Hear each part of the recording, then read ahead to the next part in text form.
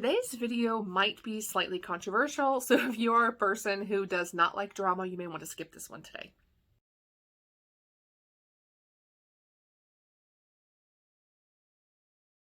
Hey everyone, it's Mary. Welcome back to my channel, and today's video is 100% unplanned. I woke up this morning to some news about one of my favorite authors, and it really brought into my mind kind of a discussion that I would like to open up with the booktube community and the book community in general, whether it be here on book YouTube or like Twitter, Instagram, wherever else y'all want to chat about it. I would like to just open the discussion, and I'm using this author that's in the title of my video, it's Cora Reilly, as the latest example, but she's not the only example of this. I'm using her as the example, but I've seen this happen with several authors, so I want to just kind of open a discussion. So my disclaimer on this video is going to be that it's my opinion based on my experiences, my observations, and my life. So I hope that you guys understand that that's where I'm coming from, but I also know that there are people who will agree with me on this, and there are people who are going to 100% disagree. I don't care what camp you fall under. Please feel free to comment, right? I want to open a discussion. I'd love to hear why you feel the way you feel. And please feel free to do a video on this and let's discuss it, because I do think it's something that we as the book community need to talk about. And I would really like to try to do so in a respectful way, because I'm not trying to hurt feelings. I want to learn from you, and I hope that you can also maybe learn from me. So the discussion that I want to talk about is how we treat authors online and how to know where's the line to cross and where's the line not to cross, right? So there's good and bad about social media, and this doesn't just apply to the book community. This applies to social media in general. I mean, I can talk about my personal life. My friends and family are all on Facebook with me, and let me tell you, there's some fake posts. I mean, think about it. We post the best of us on Facebook. We don't get on Facebook and be like, I have a runny nose, my car broke down, and there's a pimple on my butt that hurts, because no one knows. Instead, we have like this perfect Starbucks cup, and we're like, it's a beautiful day for Starbucks. Hope you all have a lovely week, or something like that, because we're all fake as, excuse my language, for as fake as hell on social media. It's what we do. But I also think social media has a good point where we can communicate with people that we normally wouldn't talk to. And one of the pluses is that we, as people who love books, can get on social media and talk to some of our favorite authors. I know people here on the booktube channels and all that do videos with some of their favorite authors and writers, because we have the ability to talk to them, whereas 20 years ago, that may not have been the case, and we wouldn't have personal relationships or friendships, even if it's online friendships, with our favorite authors. So social media does have positives, but it also has negatives, and one of those negatives is that it does affect your mental health. I know that here on this channel, there are so many people here on BookTube who've had to take mental health breaks because social media can be harsh, even here on YouTube. So I've been noticing that one of the downsides to us having access to authors all the time is that we feel like we can be brutally honest with them. And while I think there's a certain amount of truth to that, I think we also need to be careful how we portray that. One of the rules that I was always told by back when I was in high school and internet was a new thing, this was a long time ago, we were told that if you're not going to say it to someone's face, don't say it online. And it's a very simple rule to stand by, but if you're not going to say it to their face, don't say it online. And unfortunately, people haven't quite learned that. Some of the things I see posted are absolutely horrible.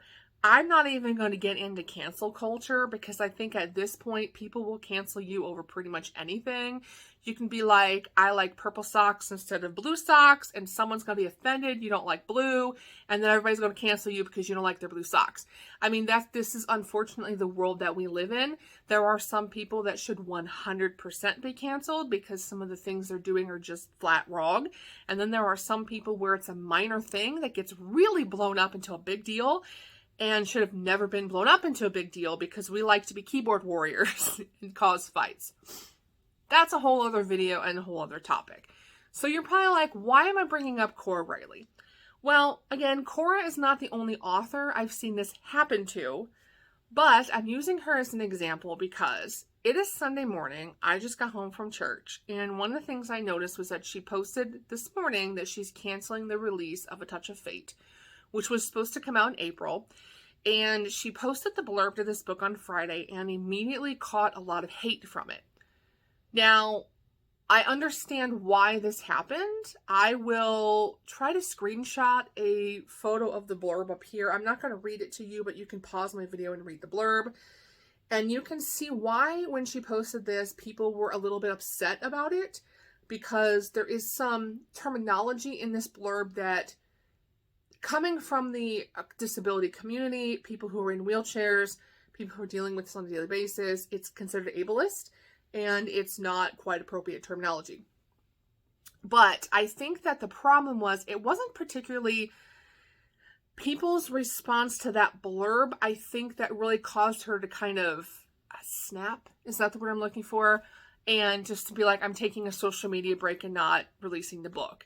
It's really many things that have led up to this that I think have caused her to feel the way that she feels. And I actually am very worried about her. I don't know her personally, but I'm worried about her mental health, just based on some of the things that have led up to this. So I'm going to kind of give you a timeline here and why I think she reacted the way she did. So leading up to this, I know she's had a lot of changes in her life. She's a mom now. She had a baby not too long ago, maybe a year ago, something like that. She had a baby. Around that same time, she started working on the second generation of her Mafia series, like the next gen of the Mafia series, and it's the Sins of the Father series. I had to think what it's called. She released By Sin I Rise Part 1 and Part 2, and if I'm going to be honest with you, for most fans of Cora Reilly, they weren't happy with it. I was included in that bunch. I don't think it needed to be a 2-part book. It could have been one condensed book. And most people kind of left the books going, I don't like Marcella. And if this is what the rest of the series is going to be like, I don't know if I want to read it.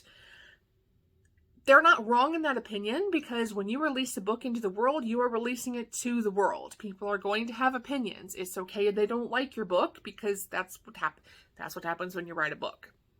Authors have to have very thick skins, because there are going to be people that don't like your book. I mean, that's just part of being an author.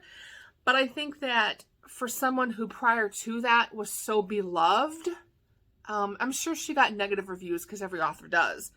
But I think for someone who is so beloved to suddenly get like, wow, these books really bombed, was probably very hard on her mental health. And then on top of that, you're dealing with motherhood and dealing with a small child. So you already are kind of mentally drained, and then your books weren't as well received as you wanted them to be received. Part 2 of that is maybe a month ago. I might have the timeline wrong, but maybe a month ago, Cora released new covers to her Cora Chronicles. Now, y'all know that's one of my favorite series that I've read in the last few years. I have several that are like new favorite series. That was one of them. And these were not well received. So the covers went up, and she explained why. Now, I've done some look, I'm not a good author. I'm not gonna lie. I'm not a good writer, but I try. And I can tell you, back when I was self-publishing years ago, it is pretty common for a self-published or an indie published author to do their book covers over again, because publishing trends change, right? And so unfortunately, one of the changes we're seeing in recent years is the trend of the hot guy on the cover. That's what that means. Just like in the rom-com world, you're going to have a cartoon cover, in the mafia and or dark, sexy romance category, you were going to have a hot guy on the cover. That's what is selling right now. So she updated her covers to fit what's currently selling, and people were like immediately pissed off about it, because that doesn't look how I thought he would look, and I don't like those, and I like the other covers better. And that's fine, because you're entitled to your opinion, but people were flat mean about it. Like, I've obviously blacked out people's names here, but here's a few examples of what she was seeing on her social media channels. And again, it goes back to if you would not say it in somebody's face in person, would you say it online thing? That's kind of the rule I live by. Would I say this to your face? And if the answer is no, I shouldn't be posting that. it's okay that you don't like the covers. It's totally fine. It could have been worded more respectfully, like, oh, I see why you're changing these. I don't care for them because they're going to be an option for us to buy the old covers on your website or, whatever. But instead, people were just like, mean. And these are just a couple examples. She had hundreds of these. She also had hundreds of people who loved the new covers, but she had hundreds and hundreds of just people being flat out mean about it. So then she's, oh, let it go. I get why people, it probably took a toll on her emotionally. And then now she releases this blurb of A Touch of Fate and catches slack on this, not just in the comments section, but also people messaging her privately. Again, I don't disagree with the reason why people don't like the blurb. So let's get that clear. I 100% agree that this blurb is ableist. And this is coming from someone whose mother was in a wheelchair for the last 10 years of her life. I understand how they are perceived. My mother was perceived as though she was stupid, even though her mind was never affected by what happened to her. It was literally just she lost the use of her legs and she couldn't walk anymore. But, she was perceived as being stupid. Just to kind of put this in perspective, my mother was diabetic. It's a long story. She was diabetic. She lost a limb due to diabetes. She couldn't walk on the other one because she had charcoal foot and neuropathy issues and basically could not walk even on a prosthetics. She was in a wheelchair. And so I understand ableism, and I understand how this is perceived, and I understand the struggles my mom had to face daily on the last 10 years of her life dealing with this. So I agree with y'all that there's problems with that blurb. Problems. Realistically, all Cora needed to do, all she needed to do was reword the blurb and run her book by some sensitivity readers to make sure there was nothing in the actual book that would offend anybody. That's all she needed to do. It's a pretty easy fix, but she was just like, I'm done. I'm canceling the book and I'm taking a social media break. And again, I don't necessarily think it was that's causing her to feel that way. It's everything that has sort of led up to this moment, if that makes sense. So this opens up my discussion of, and again, I'm using her as an example, is how honest is too honest with our favorite authors and being careful with how we word things. Mental health is a serious issue, and I think that because we are not talking to someone face to face, we feel very comfortable almost being brutal in the way we word things. And I think we need to understand that there is a respectful way to view our disagreement with someone without hurting them in the process, if that makes sense. So for example, I've seen 1-star reviews on Amazon for several authors. 1 star, hated the book. It was a stupid plot. That's it. Okay, that's not helpful to the author. You can say, I didn't care for the book because, and explain why you didn't care for the book. That's all you have to do, but do it in a respectful tone, a respectful manner. Same thing on Twitter. Someone does something that you disagree with. They say something you disagree with. All you have to do is, hey, I disagree with this statement. Let me explain why I disagree, instead of being like, no, it's horrible and I hate you. I think that sometimes we forget that there's people on the other side of the screen. And I get concerned because it's not just in the book community. I see this in every social.